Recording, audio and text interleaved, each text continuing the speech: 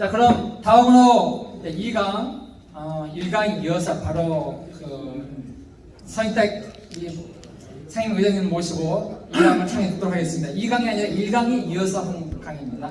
큰 박수로 환영하겠습니다. 감사합니다. 제가 옷걸이는 좀 벗었습니다. 괜찮죠? 네. 땀이 나서 지금. 예. 메가다의 일본 재건 프로젝트하고 마샬 플랜을 제가 설명드리면서 미국의 한반도 정책이 어떤 방향으로 가야 되느냐라는 말씀을 드렸는데요. 여러분, 그 독일 통일 과정도 보게 되면 미국의 역할이 얼마나 중요한가 하는 걸 우리가 알게 됩니다.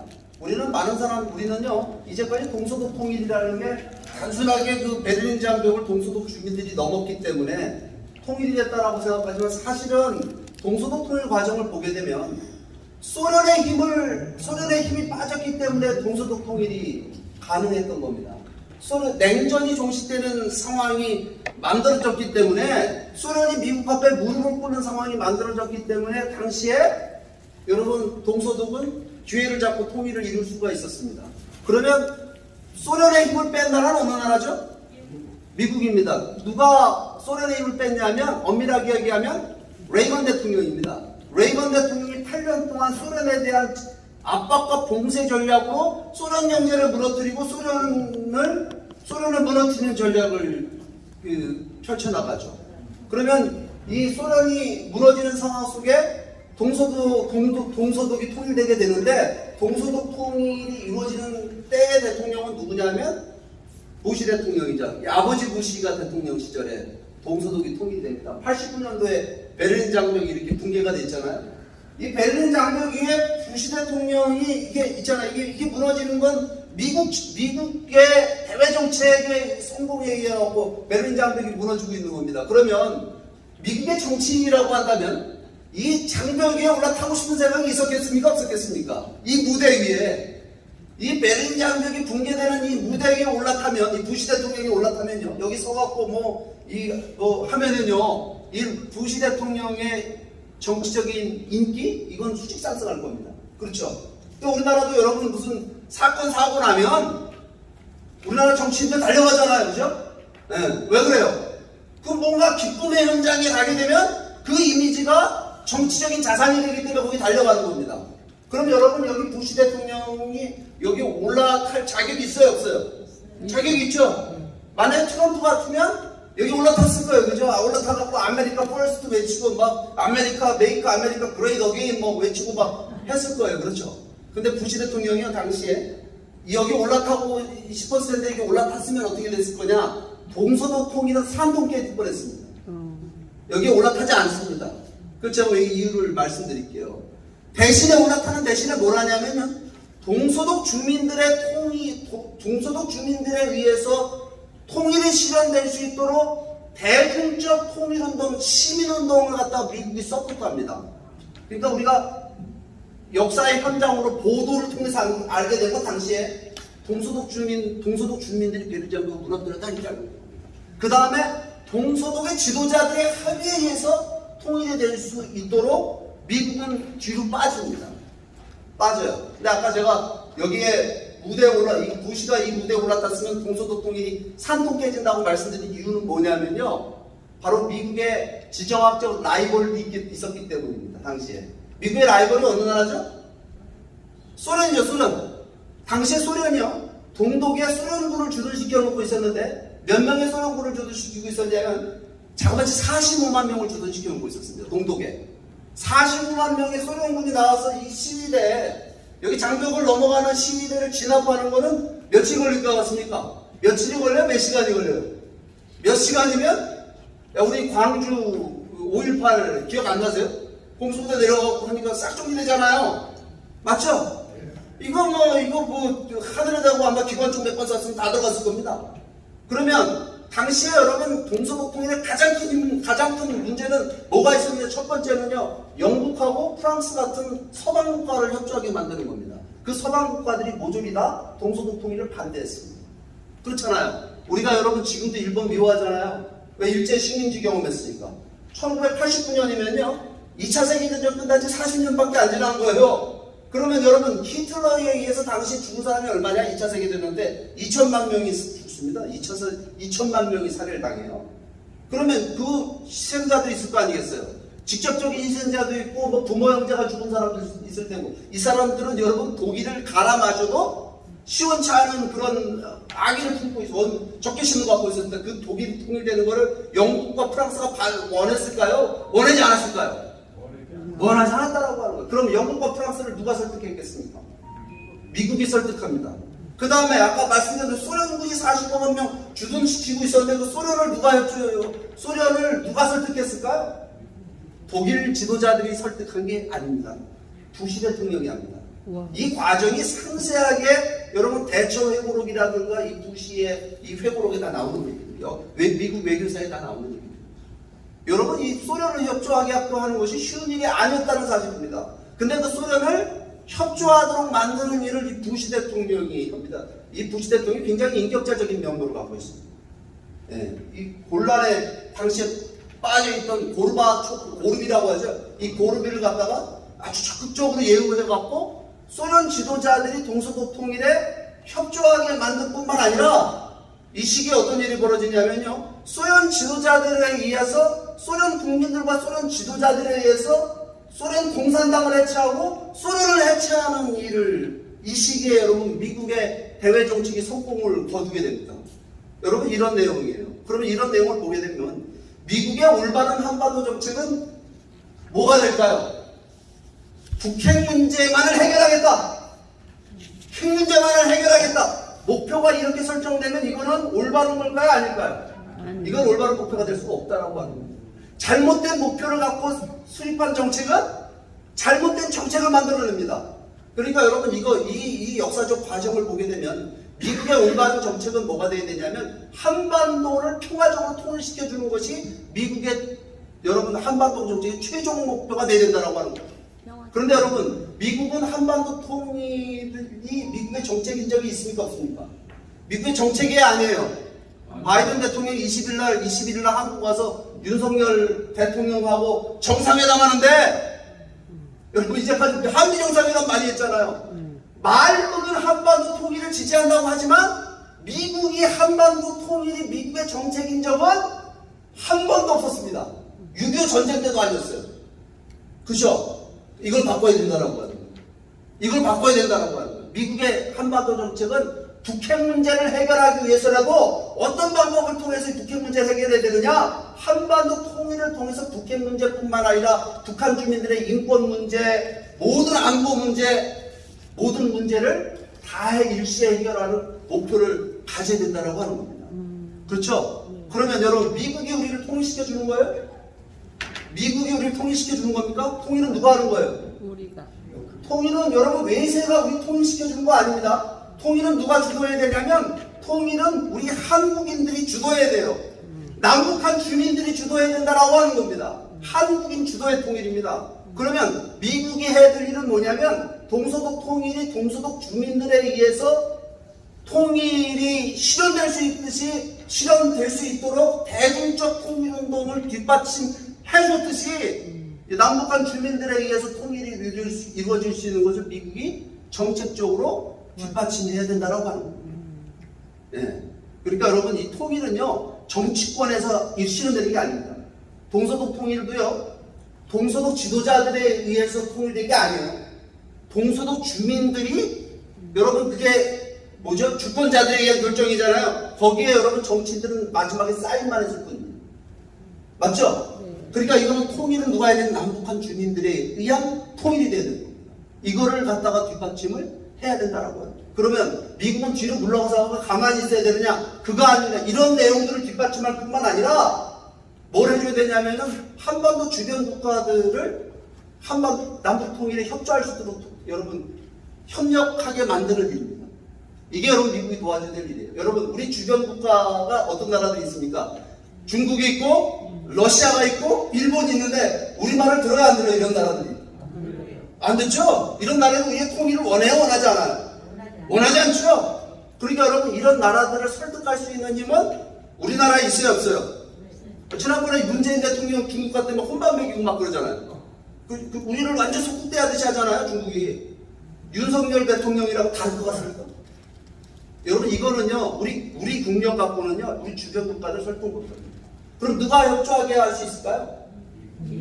동서독 통일을 독일 통일을 여러분 국제사회의 협력을 누가 이끌어내느냐? 미국이 그걸 이끌어낸 거예요. 서독이 우리보다 힘이 더 셌잖아요. 그런데도 불구하고 미국이 이끌어냅니다. 여러분 우리 한반도 주변 강대국들의 협조를 누가 이끌어낼 수 있느냐? 미국이 이끌어낼 수 있어요. 그렇죠? 그러면 여기서 또 한 가지 우리가 기대할 게 있어요. 미국의 대외 정책, 한반도 정책의 변화. 여러분 통일하려고 하면요. 통일을 다 걱정해요 지금 한국 사람들이. 왜 걱정하는 줄 아세요? 통일을 반대합니다. 젊은 세대로 갔어요. 통일됐다가는 북한이 우리보다 50배 못 사는데 저 북한 끌어놨다 우리 의지된다는 거지. 통일은 대박이 아니라 쪽박 찬다고 생각해요. 이게요 경제적인 준비가 안 돼 있으면 통일하면 안 됩니다. 여러분 이게요 미국이 해줘야 될 또 하나 일이 있어요. 이게 뭐냐면 한반도 통일에 들어가는 경제적인 비용 있죠? 그거를 대한민국에만 남한에만 부담시키면 안 된다라고 하는 겁니다. 그건 현실적인 통일이 될 수가 없다라고 하는 겁니다. 무슨 얘기냐면 통일에 들어가는 경제적 비용, 특히 북한 재건에 들어가는 경제적 비용을 미국이 나서서 국제사회를 동원해서 한반도 통일에 들어가는 경제적 지원을 한반도 통일에 필요한 경제적 지원을 하는 정책을 미국이 수립해야 된다라고 하는 거예요. 여러분 이거 멋진 얘기죠? 이거 지금 여러분 제 강의 듣다 보니까 마샬 플랜 얘기를 들어보니까 미국이란 나라는 이런 거 할 수 있는 나라입니까 아닙니까? 미국은 할 수 있는 나라야. 근데 뭐냐면 우리가 뭐가 이뻐서 미국이 이걸 하냐는 거죠. 미국이 우리가 뭐가 이뻐요? 미 대사관 앞에 지나가면 맨날 미국 올라가서 데모하고 앉아있는데 미국이 우리가 뭐가 이뻐서 이걸 해주겠어요, 그죠? 그게 이거 무슨 얘기냐면요. 미국이 올바른 한반도 정책, 미국의 한반도의 평화적인 통일을 주요 정책으로 삼게끔 만들고 우리 주변 강대국들이 협조하게 만들고 한반도 통일에 들어가는 경제적 비용까지도 지원할 수 있는 이런 정책이 수립돼야만 우리가 통일할 수 있는 겁니다. 우리 민족끼리 되는 게 아니에요. 그러면 이런 정책이 수립되게 되려면 이거 누가 설득해야 됩니까? 미국을? 미국이 가만히 있으면 우리 이렇게 해줘요? 이렇게 안 해준다 우리가 미국에 대해 불평만 하면 되는 거예요? 여러분 한반도 문제는요 미국 입장에서 보면요 가장 중요한 이슈가 아닙니다. 지금 미국 입장에서는 골치 아픈 문제가 많아요. 첫째, 미국 국내 정치적인 문제도 굉장히 심각한 거예요. 미국 내부의 문제. 제일 중요한 문제겠죠. 미국 경제 문제가 우리 안보 문제가 더 중요한 거 아니에요? 그뿐입니까? 이란 문제, 시리아 문제, 지금 우크라이나 문제, 어마어마한 문제들이 세계에 도처에 나는 있습니다. 미국은. 그러면 한반도 통일에 미국이 발벗고 나서려면요. 우리는 미국을 설득해야 되는데 뭘 갖고 미국을 설득해야 되냐면요. 한반도 통일의 전략적 이익이 무엇이냐라고 하는 걸 무엇이냐라고 하는 것을 가지고 미국을 설득해야 된다고 하는 거예요.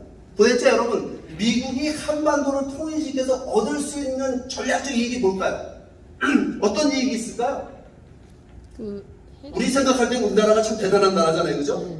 근데 미국 입장에서 보기에는 우리나라는 대단한 나라가 아닙니다. 여기 땅 파면 기름 납니까?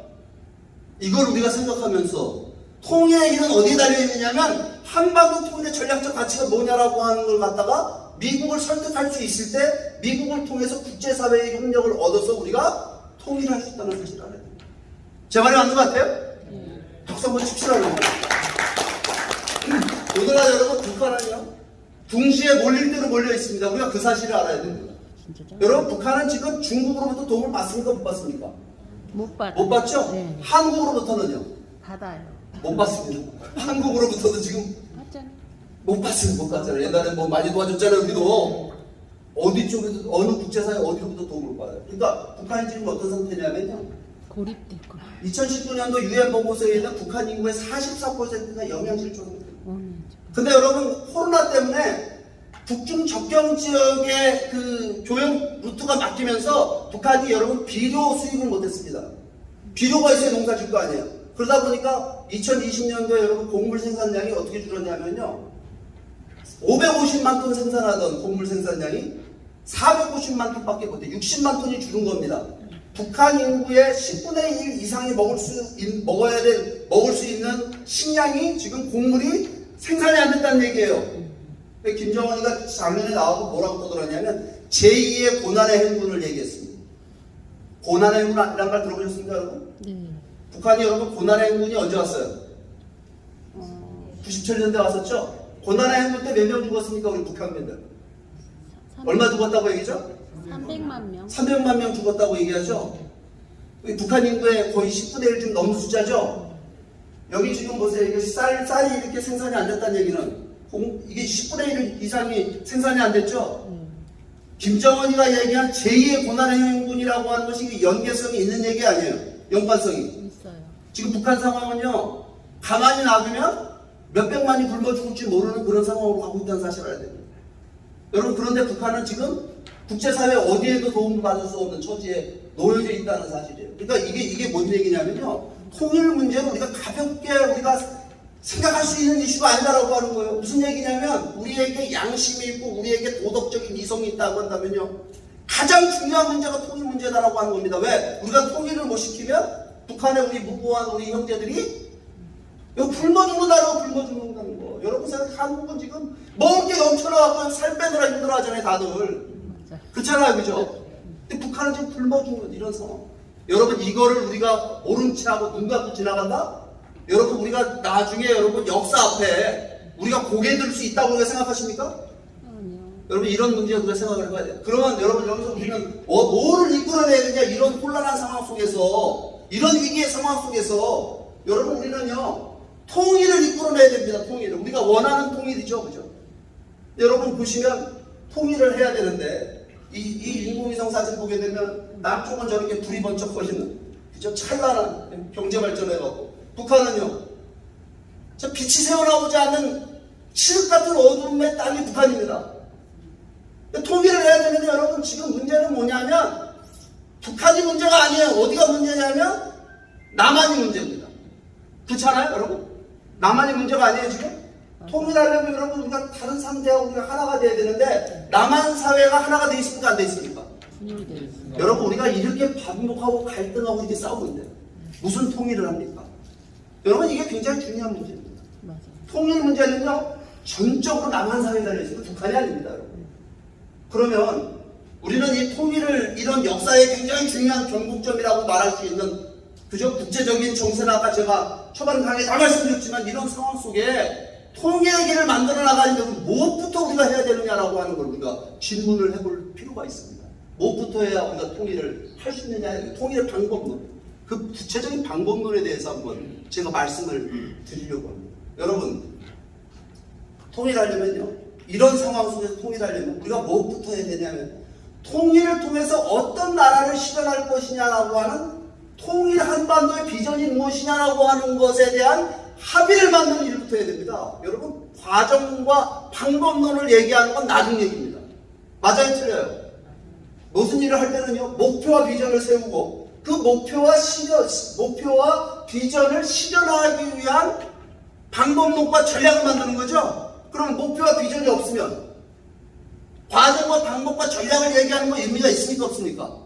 의미가 없어요. 그런데 지금 한국 사회는요, 통일을 통해서 어떤 나라를 실현할 것이냐라는 비전에 대한 합의가 없는 상태에서, 좌우로 이념적으로 분열된 상태에서 우리가 뭐하고 있냐면요, 통일에 대한 과정과 방법론에 대한 이야기를 하고 있습니다.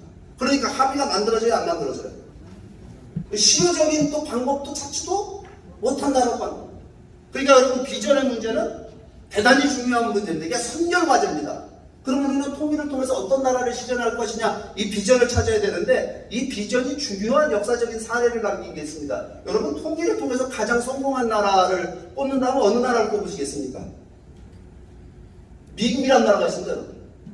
미국이 통일했어? 여러분, 미국이 통일한 나라입니다.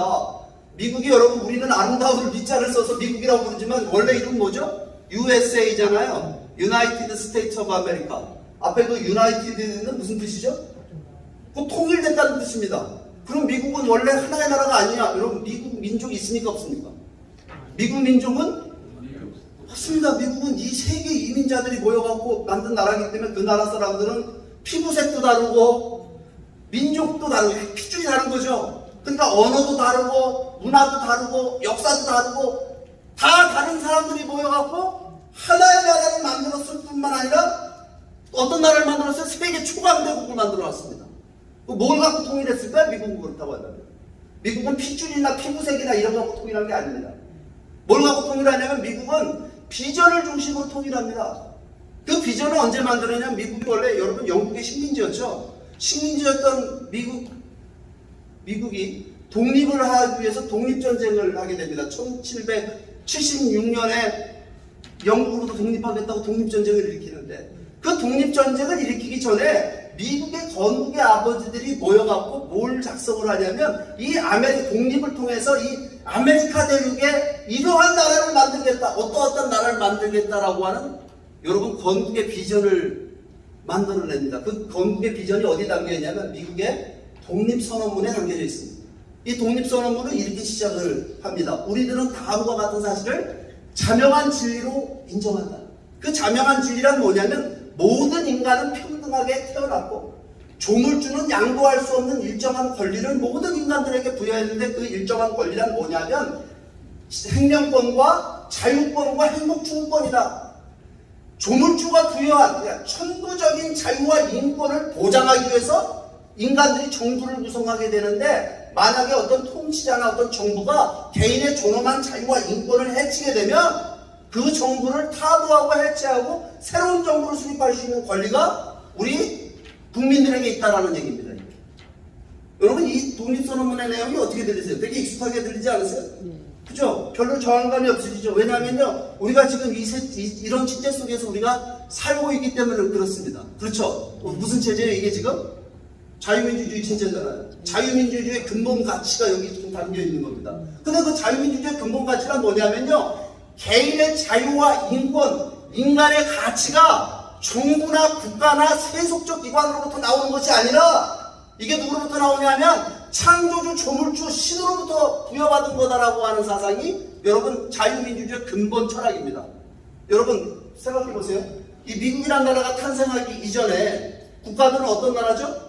이런 나라 있었어요? 없었어요? 미국 이전에 모든 인간을 평등하게 창조하고 이런 천부인권 사상에 기초한 이런 나라가 있었습니까? 없었습니까? 없었죠. 미국의 식민지였던 미국을 식민지로 하고 영국은 왕이 있고 그 다음 누가 있어요? 왕 다음에 계급이 있잖아요. 귀족이 있고 귀족 다음에 평민이 있고 평민 밑에 뭐 있죠? 쌍놈? 우리는 따지면 양반 쌍놈이 있는 겁니다. 천민계층이 있는 거예요. 그러니까 태어나면서 모든 인간은 평등하게 태어나는 거예요? 아니면 서로 다른 가치를 갖고 태어나는 겁니까? 다르게. 계급과 서로 다른 가치를 갖고 다 태어나는 겁니다. 그럼 인간의 여러분 가치와 인권 이거는 누가 부여하는 거죠? 누가 부여하는 거예요? 인간의 가치와 권리와 가치를. 그런 여러분 군주제 사회, 공권제 사회에서 누가 부여하는 거죠? 그 왕이 권력자가 세속적인 정부기관이 개인의 가치와 권리를 부여하는 건데 지금 여러분 전 세계가 다 그렇게 있었던 겁니다. 영국과 유럽에 있는 모든 나라, 아시아에 있는 모든 나라, 한국도 여러분 조선시대에 여러분 양반 쌍놈으로 다 500년을 보낸 거 아니에요? 그런데 지금 미국의 건국의 아버지들이 뭘 얘기하고 있냐면요 모든 인간을 평등하게 창조했다. 왕도 귀족도 어떤 신분도 존재할 수 없다라고 하는 겁니다. 계급적 가치를 가지고 인간이 태어나지 않는다라고 선언한 건데 이건 여러분 생각해 보세요. 이거는 당시로 보게 되면 혁명적인 아이디어입니다. 맞아요? 틀려요? 이거 우리 조선시대 정조임금 때인데 이 시기가 1776년 정조임금이 우리나라 개몽국이라면서요. 세종대왕 다 부르다가 그 정조임금 앞에 가갖고 양반 쌍놈 군왕 이런 거 필요 없다. 우리가 다 평등하게 태어났다. 그랬으면 어떻게 됐을까요? 조선의 선비가 그랬으면 어떻게 됐을까요? 그것다가는 그냥 능지척참에 상종을 멸해버리는 역적으로 몰려. 맞잖아요, 그죠? 여러분 이런 시대에 지금 뭐냐면 세계사에 존재하지 않는 새로운 나라를 만들겠다라고 하는 겁니다. 근데 그 아이디어가 뭐냐면 아주 혁명적이고 이게 급진주의적 정치 철학입니다. 이게 급진주의적인 이런 발상을 갖고 나왔습니다. 그러면 여러분 미국은 이런 선언문, 모든 인간은 평등하게 창조됐다라고 하는 이 선언문을 이거 선언문으로 발표했잖아요, 그죠? 이 선언문이 나오자마자 독립전쟁 끝나자마자 이런 나라가 건설됐습니까? 이런 새로운 국가가 건설됐어요? 아니죠? 여러분 보면 미국인 이게요 선언적인 얘기입니다. 그때 당시에도 이게 진짜 이런 일이 이루어지겠어? 이게 말도 안 되는 얘기 아니야? 그죠? 근데 이게 그 말도 안 되는 얘기로 받아준 게 뭐냐면 당시 이 건국의 아버지들 집에 가보면 누가 있었냐면 흑인 노예들이 있는 겁니다. 흑인들을 노예로 삼고 있는데 모든 인간을 평등하게 대하고 이거 말이 안 되잖아요. 이율배반적이잖아요. 그 흑인 노예제도를 미국에 없애는 데만 100년의 세월이 걸립니다. 그것도요 그냥 순수하게 없어진 게 아니라 남북전쟁이라는 전쟁을 통해 갖고 흑인 노예제도가 사라지게 돼요. 그렇죠? 흑인 노예제도를 없앤 분이 누구죠? 링컨 대통령이라는 분이 흑인 노예제도를 없애려고 보니까 이게 누가 반대하면 반대에 부딪힙니다. 남부에서 농사 짓는 분들 있잖아요. 농사 짓는 미국 사람들이 이거를 반대합니다. 농장하는 사람들. 그러니까 여러분 남아메리카 공화국으로다가 만들어서 이 미국이요 남북으로 분단이 돼버리 남아메리카 공화국으로 독립해 나갑니다. 연방을 깨고 미 연방을 깨고 독립돼서 남아메리카 주들은 우리끼리 먹고 살겠다는 독립을 해나가요. 그러니까 이 링컨 대통령이 두 가지 이유 때문에 전쟁을 일으킵니다. 첫 번째는 노예 해방을 위해서. 두 번째는 미 연방이 깨지는 것을 내가 눈으로 볼 수 없다. 이래갖고 일으킨 전쟁이 바로 남북전쟁입니다. 그 남북전쟁이 1861년부터 1865년까지 5년 동안 전쟁이 치러지게 되는데 이 남북전쟁은 여러분 이거는 우스운 전쟁이 아닙니다. 이건 가벼운 전쟁이 아니에요. 무슨 얘기냐면요. 65만 명이 죽습니다. 65만 명은요, 이게 얼마나 많은 사람이 죽은 거냐면요. 세계 전쟁사에서 현대전 있죠, 현대전. 현대 무기를 갖고 싸우는 현대전. 그 이전에 일어났던 전쟁 중에서 가장 많은 사람이 죽은 전쟁이 바로 남북전쟁입니다. 이 링컨 대통령이 이 전쟁을 치르는데 이 65만 명이 당시 흑인 노예 300만 명을 살리는데 65만 명이 죽은 거예요. 그러니까 여러분 한번 생각해보세요. 우리 통일교육이 뭐가 문제인 줄 아십니까? 흑인 노예를 해방하는데 피부색이 다른 65만 명이 목숨을 잃고 노예를 해방한 겁니다. 그럼 여러분 우리 북한에 있는 우리 동포들은 노예와 같은 삶을 살고 있습니까? 아닙니까? 2,500만의 우리 동포. 근데 그거를 살리기 위해서 목숨 바치겠다라는 대한민국의 젊은이들이 있습니까? 없습니까? 여러분들의 자녀들은 그런 사람들이 아니에요. 우리 학교 교육은 문제가 있는 겁니까? 아닙니까? 이런 거 보게 되면. 여러분 이게 문제가 있는 겁니다. 네. 그냥 말랑말라고 통일되면 돈이나 벌 생각들이 나고 앉아요. 네. 아무튼 이게 하는데 여기서 가장 많은 사람이 죽은 전투의 현장이 어디냐면 바로 게티스버그라는 곳입니다. 게티스버그에서 5만 명이 죽어요. 그 5만 명의 사상자가 발생을 하니까 그 죽은 사람들을 위한 공동묘지를 만들어 놓고 그 공동묘지가 바로 게티스버그인데 그 게티스버그 묘지에 누가 오냐면 링컨 대통령이 와갖고 추모사를 합니다. 그 추모사가 그 유명한 게티스버그 연설문입니다. 이 게티스버그 연설문은 이렇게 시작됩니다. 89배 전에 우리 선조들은 자유 속에 잉태된 나라 모든 인간을 평등하게 창조됐다는 믿음에 받쳐진 새로운 나라를 이 대륙에 낳았습니다 라고 시작을 해요. 멋있죠? 이런 믿음에 맞춰진 나라가 탄생이 되는데 이 신념을 우리가 지키느냐 지키지 못하는 내전을 우리를 치르고 있다 이 말이에요. 그 내전의 현장에 오늘 와 있고 여기서 이 죽은 사람들 이 사람들은 뭐냐면 바로 이 신념을 지키기 위해서 목숨을 잃은 사람들인데 이들을 위해서 이 땅을 봉헌하기 위해서 오늘 우리들이 왔다 이 말이에요. 이 땅을 신성하게 해서 이 땅을 봉헌하기 위해서 이 자리에 왔는데 살아있는 오늘 우리들에게는 이 땅을 신성하게 할 수 있는 능력이 없다 이 말이에요. 그럼 우리 살아있는 자들이 살아남은 자들이 해야 될 일은 뭐냐? 신의 가월에 새로운 자유를 탄생시키며 국민에 의한 국민을 위한 국민의 정부가 영원히 지구상에서 사라지지 않도록 하는 것이 살아남은 오늘 우리들이 책무다라고 지금 링컨 대통령이 연설합니다. 여러분 귀에 익숙한 얘기죠? 국민을 위한 국민에 의한 국민의 정부. 우리 정치인들이 말만 하면 국민 얘기하잖아요. 지금. 근데 여러분 보세요. 이게요. 목숨 걸고 흑인 노예 제도를 없애겠다라고 하는 전쟁에서의 여러분 링컨 대통령의 이 각오와 결의를 보여주는 여러분 연설문입니다. 그러니까 여러분 보세요. 이게 링컨 대통령이요. 자, 남부가 독립해 나갈 때 첫 번째 흑인 노예 제도를 없애는 일을 안 했으면 남북이 분단될 일이 없었겠죠. 그죠? 미국이. 그럼 흑인 노예 제도를 안 없앴으면 오늘의 미국이 있을까요? 없을까요? 흑인 노예 제도를 갖고 있는 나라가 세계 초강대국이 돼요?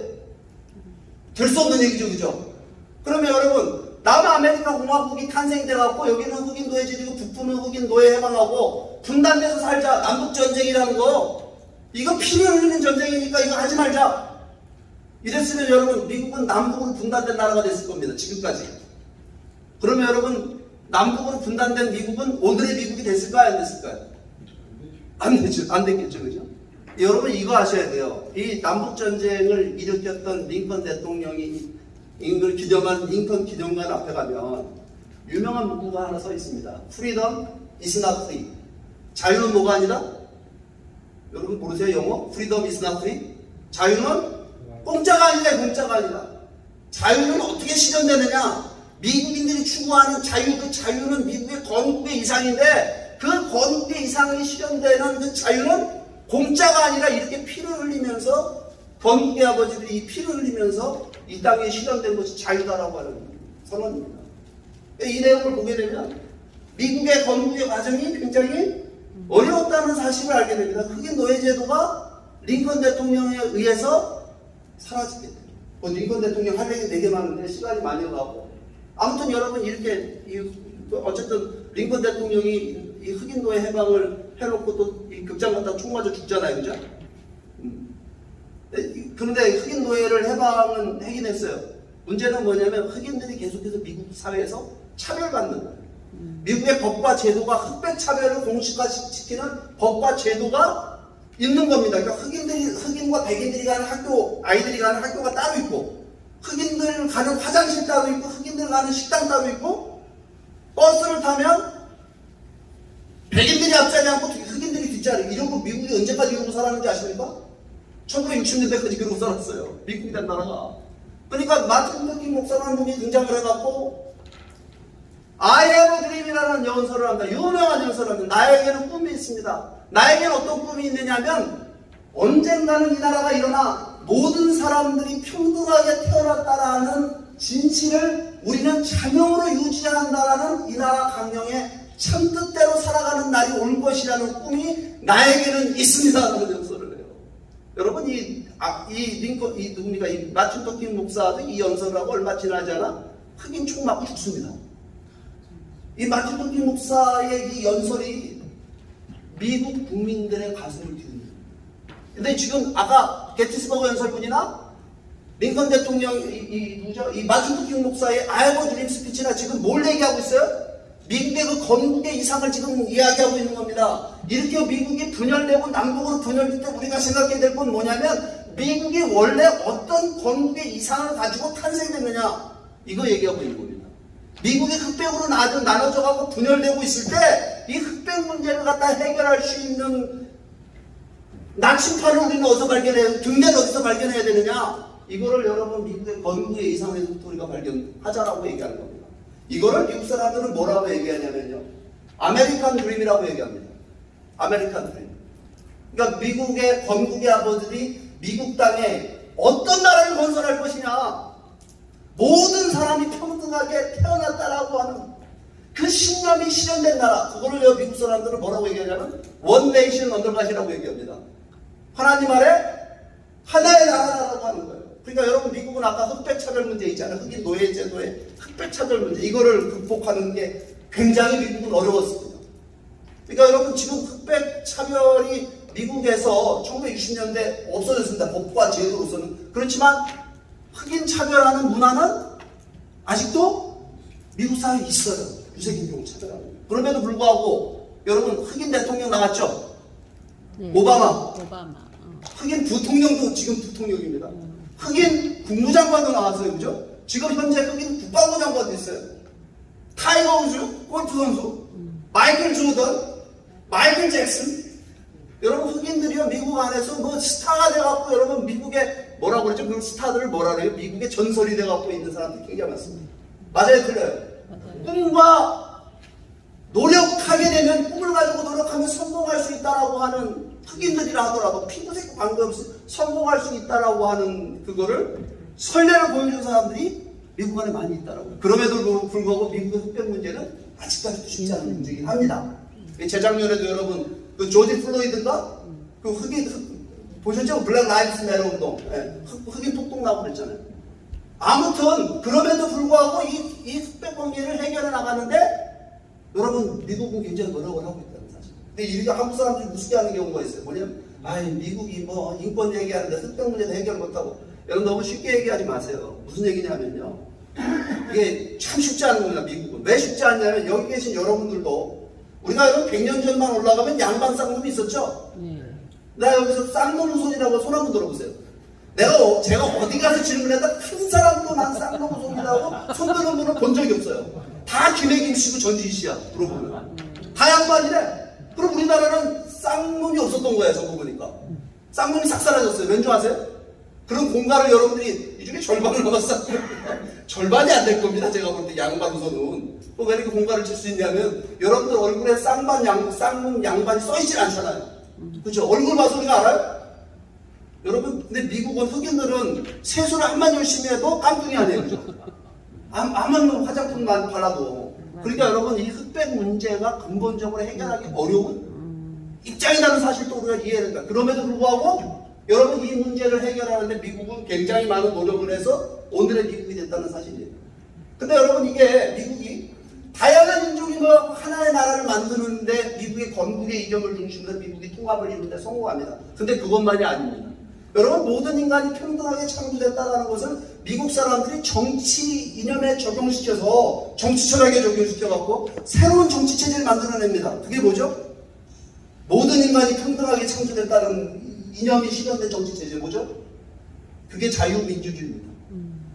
모든 인간이 평등하게 창조되었다라고 하는 것을 경제 철학에 적용시켜서 새로운 경제 시스템을 만들어냅니다. 누구든지 열심히 일하면 잘 살 수 있는 꿈을 이룬다. 자수성가의 꿈을 이룬다. 이게 뭐죠? 자유경제. 자유, 시장경제, 속대 자본주의라고 얘기하잖아요. 맞죠? 자유민주주의와 자유시장경제가 어디서 탄생되냐면요, 미국의 건국의 이념을 중심으로 상상된 겁니다.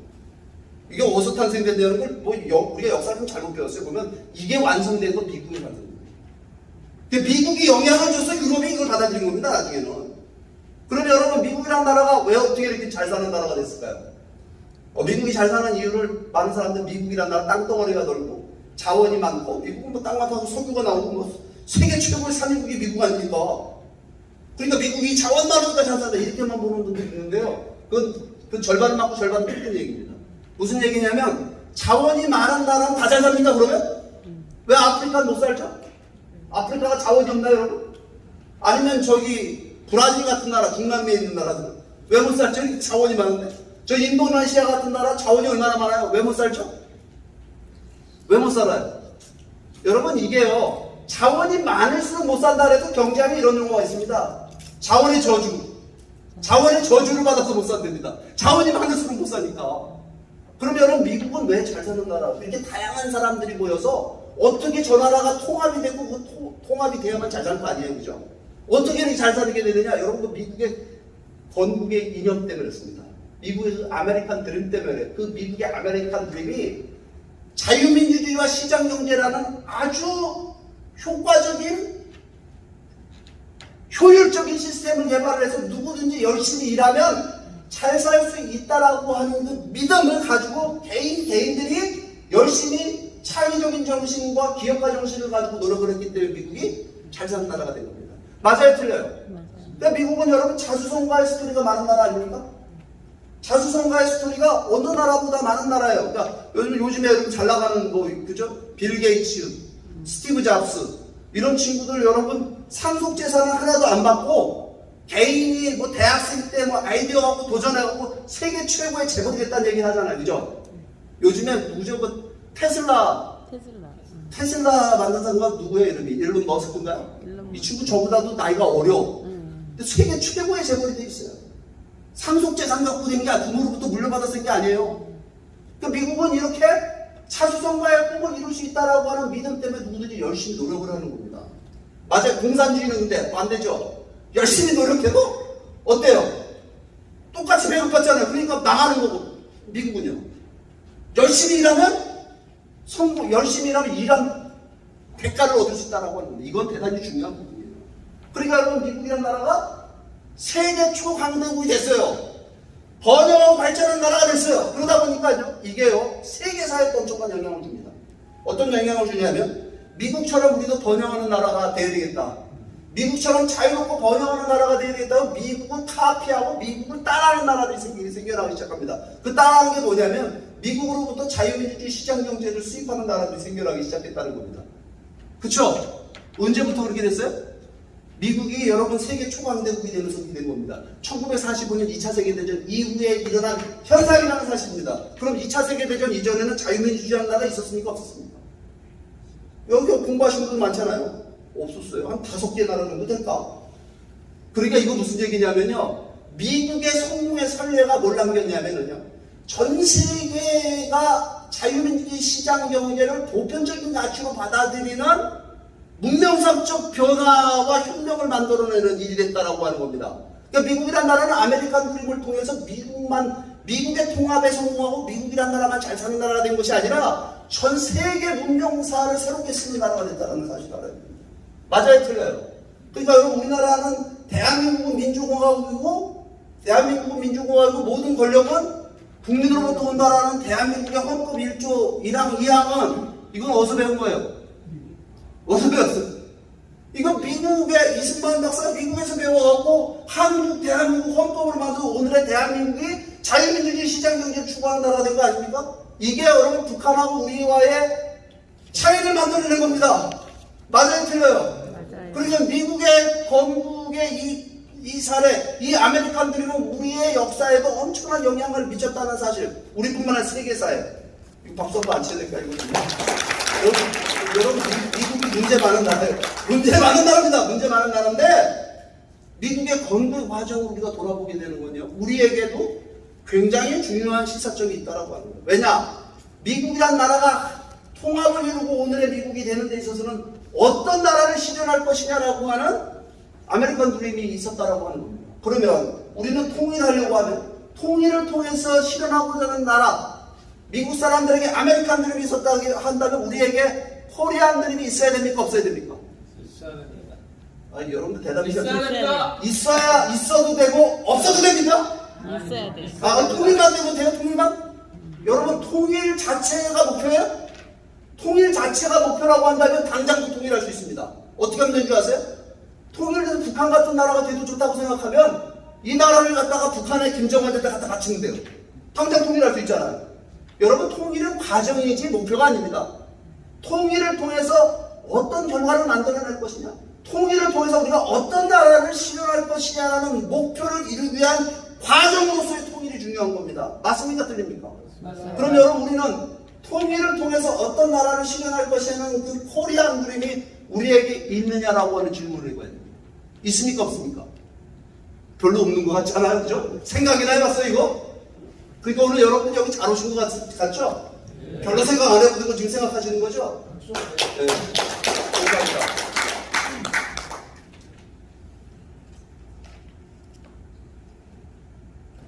그러면 우리 미국 사람들에게 건국정신이 있어요. 건국정신. 우리에게 건국정신이 있습니까? 없습니까? 그 미국의 아메리칸 드림이라고 하는 그 건국정신 있잖아요. 그죠? 우리에게는 코리안 드림이라고 얘기할 수 있는 한민족 전체가 동의할 수 있는 우리 민족의 이상과 염원을 담은 정신이 있습니까? 없습니까? 우리에게 있어요. 홍익인간. 근데 이 홍익인간을 개떡같이 생각을 했죠. 솔직히 개떡같이 생각한 거예요. 우리의 헌법에 나와 있는 대한민국의 교육 이념이 홍익인간입니다. 근데 이거 얼마나 교육을 제대로 안 시켰는지 이거를 없애겠다는 국회의원들도 있고 우리나라에. 진짜 이거 미친 거죠, 그죠? 여러분 보세요.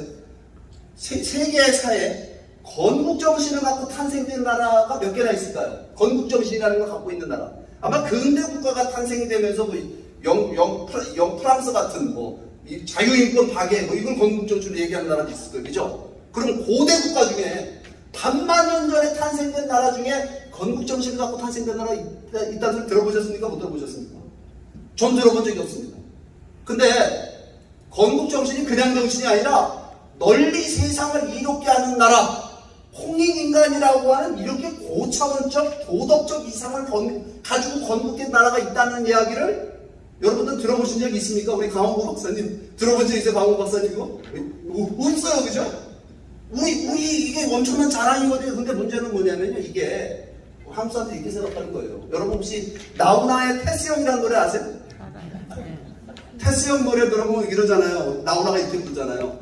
너 자신을 알라고 툭 던지고 간말을 내가 어찌 알겠어. 테스형 그러잖아요, 그죠? 홍익인간이라고 이거 단군 할아버지가 얘기했던 이게 뭐 비디오 테이프로 남은 것도 아니고 어떤 역사가가 써놓은 역사책에 있는 얘기인데 이 말은 우리가 어찌 알겠어요. 근데 이거는요 툭 던지고 간 말이 아니라 우리 역사가가 왜 우리 민족의 시원을 홍익인간으로 얘기했느냐, 이거는요 우리 민족의 공통의 염원을 담고 있는 얘기이기 때문에 이 우리 역사를 통해 우리가 증명해 갑니다. 이거는요 홍익인간은 한민족의 정체성을 이야기하는 한민족의 DNA 같은 겁니다. 제가 오늘 시간이 많이 가기 때문에 설명할 시간이 긴지 않네요. 여러분 우리가 934번을 침략당하고 한 번도 남의 나라를 쳐들어가 본 적이 없는 미련 곰탱이 같은 민족이라고 배웠습니까? 안 배웠습니까? 배웠어요. 그죠? 이게 미련 곰탱이 같다는데 이게 제가 사춘기 때 그렇게 들었습니다. 왜 이렇게 우리는 남의 나라에 이걸 우리 역사 선생님 자랑스럽게 설명을 하시는데 저는 사춘기 때 그렇게 들었어요. 이 모든 걸 저항하던 시기니까. 야 이거 우리끼리 싸우다가 남의 나라 쳐들어갈 시간이 없었다. 근데 이게 철들고 보니까 그건 아니더라고요. 여러분 대한민국에 있는 박물관들 많죠? 국립박물관. 남의 나라에서 훔쳐오고 노략질해온 약탈해온 문화재가 있습니까 없습니까? 한국에. 없어요. 근데 루브르 박물관에는 그 있어요. 절반이 훔쳐온 겁니다. 남의 나라 가서. 우리는요 남의 나라를 침략하는 정신세계를 갖고 있지 않습니다. 그죠? 그러니까 우리 역사 속에 보게 되면 근데 왜 그렇게 됐느냐? 한국 사람들이요 여기 제가 도덕적 이상주의의 시간이라고 특징을 해놨는데 종교를 너무 잘 믿어. 종교를 너무 좋아해. 맞아요 틀려요? 그러니까 우리가 불교 받아들여 유불선이라는 옛날에 유교 불교 도교 받아들였는데 불교 받아들여서 불교 이상국가를 만들려고 노력했습니다. 그죠? 그러니까 여러분 불교 이상국가는 언제까지 여러분 통일시대에서 고려시대까지 부처님의 도덕적 이상이 실현된 국가를 실현하겠다고 여러분 세계사의 불교를 이런 식으로 받아들인 나라는 아무데도 없습니다. 국가 위에 도덕적 이상 원광대사 기억하시죠? 세소고개. 그러니까 도덕적 이념을 받아 모든 국민이 석가모니의 도덕적 이상을 실현하는. 그러니까 여러분 외적이 쳐들어오면 누가 나가 싸웠다 그래요? 승려들이 나가 싸웠다는 거 아니에요, 그죠? 그런 사례가 없다는 거 아닙니까? 우리 불교를 뭐라고 얘기하죠? 호흡불교. 호흡불교가 세계사에 없다는 거예요. 우리만 있는 거라는 거 이게. 그죠? 그러니까 여러분 불교 잘 믿다가 본인 불교를 잘 믿고 있는데 누가 몽고군이 쳐들어오니까 어디로 도망갔죠? 우리 조선 그 고려 조정이 강화도로 도망가고 강화도 돌아가서 군대를 키웠다는 얘기가 있습니까 없습니까? 이 한심한 고려의 왕들이 한심하다면 안 되나? 뭘 만들었죠? 강화도 가가지고 8만 대장경을 왜 만들어요? 외적이 쳐들어왔는데 이게 종교의 미치금입니다. 이게 지금 뭐냐면은 대자대배신 부처님의 은공으로다가 저거를 뭡니까 몽고군을 몰아치되겠다는 거예요. 여러분 세계사에 없는 일을 해요. 여러분 조선시대는 어떤 나라입니까? 조선은 유교의 이념이 실현된다. 공자님의 도덕적인 이상이 실현된 나라를 만들겠다라고 해갖고 여러분 완전히 그 이상을 갖고 여러분 나라를 설계합니다. 누가 그거 설계했죠? 삼봉 선생님, 정도전 선생이 그 동방의 이상국가를 만들겠다고 나오잖아요. 그죠? 그러니까 뭐 한양 도성도 완전히 유교 이념을 갖고 설계됐습니다. 인이예지 신인가요? 그 공자님 이념을 갖고 설계를 하고. 그러니까 여러분 유교를 너무 잘 믿다 보니까 당시 여러분 임진왜란이 일어나잖아요. 임진왜란. 그 임진왜란 정유재란 때 그냥 무슨 코모도민이 귀고도민이 당시 그 외놈들이 완전히 우리 조선 강토를 갖다가 작사를 해놨는데 그죠? 일을 갈아야 되는 거 아니에요 그거. 중국 역사책 보면요 그렇게 당하고 나면요 뭐 와신상담이니 무슨 권토중내리 해갖고 가서 작사를 냅니다. 그 정도 당했어요. 그죠? 근데 우리나라는 조선왕조실록을 앞만 뒤져봐도요 일본의 원수 앞으로 가야 되겠다라고 하는 논의를 우리 조선 조정에 기록이 하나도 없습니다. 어떤 내용이 나오는지 아세요? 우리가 외놈들한테 이렇게 당한 거는 임진왜란한테 이렇게 당한 거는 공자님의 뜻을 올바로 실천하지 않았기 때문에 당했다고 이렇게 기록돼 있고 그렇게 논의를 했대요. 그래갖고 여러분 결론이 뭔지 아십니까? 공자님의 뜻을 올바로 실천하자. 공자님의 뜻대로 살자. 유교 갱생운동이 임진왜란 정유재란이 끝난 다음에 일어나기 시작했다는 그 정도로 우리가 종교에 미쳤던 거예요. 그러니까 여러분 침략적 근성이라는 게 있을 수 있습니까 없습니까? 종교가 그걸 다 내두르는 거잖아요. 어질게 살아야 되고 자비심을 가져야 되고 원수를 용서해야 되고 뭐 이거 아닙니까? 이게 종교적 사상이에요. 여기에 미쳤기 때문에. 맞는 것 같아 틀린 것 같아 제 얘기가. 이거 제 얘기가 아니라 역사가들의 해석입니다. 한국은 종교에 달합니다. 맞잖아요? 팔도강산을 돌아다녀보세요. 사찰이 있는 곳이 있는가. 여러분 이런 나라입니다. 그러니까 여러분 이런 도덕적 이상주의를 실현하려는 여기에 또 뭐냐면 대가족 문화가 또 있습니다. 한국 사람들. 그죠? 여기 계신 여러분들 고향이 어디? 고향이 아시죠? 고향. 광주 와서 살기 전에 고향이 있을 거 아니겠어요? 그죠? 그 고향은 다 뭐냐면 집성촌으로 이루어졌던 고향입니다. 근데 그 집성촌이 그냥 만들어진 게 아니라 역사를 공부해보면 그 집성촌을요 조선시대에 들어서 갖고 공자님의 이상이 대동세계, 대동사회 모두가 다 가족처럼 사는 세계를 만드는 게 그 공자님의 뜻이었기 때문에 그 공자님이 원하는 그 대동세계는 어떤 세계냐면 모든 사람이 가족처럼 사는 세계니까 우리나라를 있잖아요. 사회개혁을 해갖고 집성촌으로 만든 겁니다. 집성촌을 일부러 만든 거예요. 그러니까 여러분 여러분 살던 고향 가보면 조상 무덤을 선영 있잖아요. 그 조상 무덤들이 있는 거기 같이 제사 지내고 그 다음에 같이 농사 짓고 같이 먹고 살고 자급자족하는 그런 공동체가 자연문화로 만들어진 게 아니라는 겁니다. 조선시대에 들어와서 성리학의 이념을 실현하겠다고 만든 거라는 거예요. 그러니까 한국 사람들은요 이 가족 윤리가 기본으로다가 탑재되어 있는 게 한국 사람들입니다. 그러니까 여러분들 다 보면은 뭐 여기서 처음 만나셔서 1박 2일 끝날 때쯤 되면은 오늘은 명함 주고받고 형님 뭡니까 대표님 뭐 이사님 이러지만 뭘로 진정기가 끝나죠? 형님 동생. 형님 동생 언니 아는 언니 그죠? 그렇잖아요. 형님 동생은 끝나죠.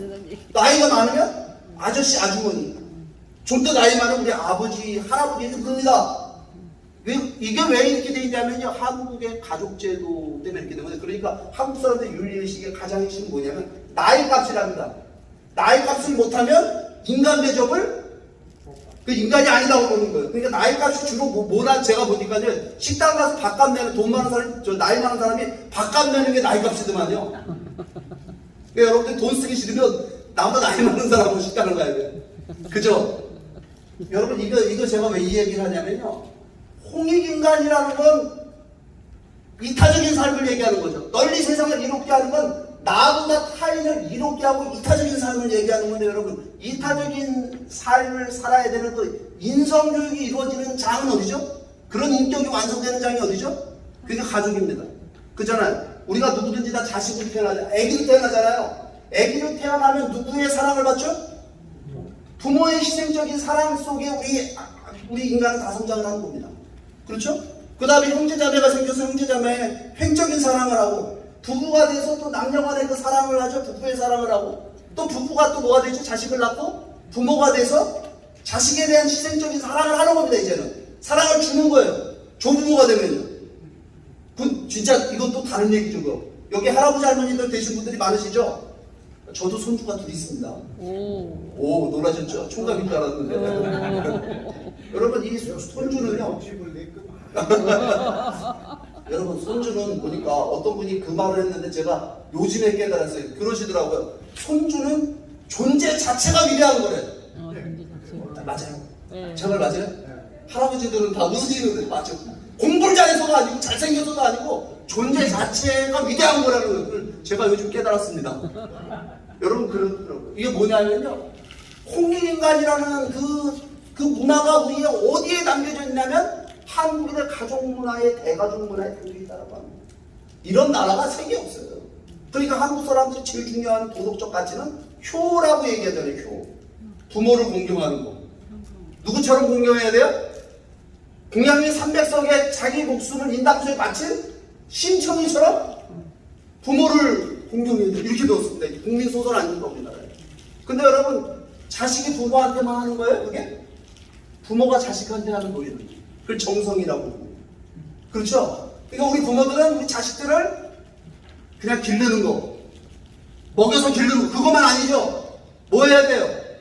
자식들을 교육하는 것까지 책임져야 돼. 그렇죠? 그러니까 여러분 한국 사람들은 자기 자식들에 대해서 굉장히 희생적입니다. 그러니까 여러분 한국이 이렇게 경제 발전한 건 왜 이렇게 경제 발전했을까요? 박정희 대통령이 정치 잘해서? 꼭 그것만이에요? 뭐 잘했다고 봐야죠. 근데 여러분 저는 대한민국의 경제 발전은 한국 부모들의 자식들에 대한 그 엄청난 교육열, 뜨거운 교육열 이거를 빼놓고 저는 설명할 수가 없다고 봅니다. 대학의 상아탑이 아니라 우골탑이라고 얘기하죠. 부모들이 소 팔고 몸 팔고 여기 계시는 분들 출세한 분들은 전부 다 부모의 은혜를 생각하면 우리가 예? 눈물이 나잖아요. 왜? 그렇게 희생하고 우리를 길렀으니까. 그렇죠? 근데 거기에 또 한 가지가 있어요. 우리 옛날 우리 부모들은요, 자식 앞에 도덕적 모범이 되는 거.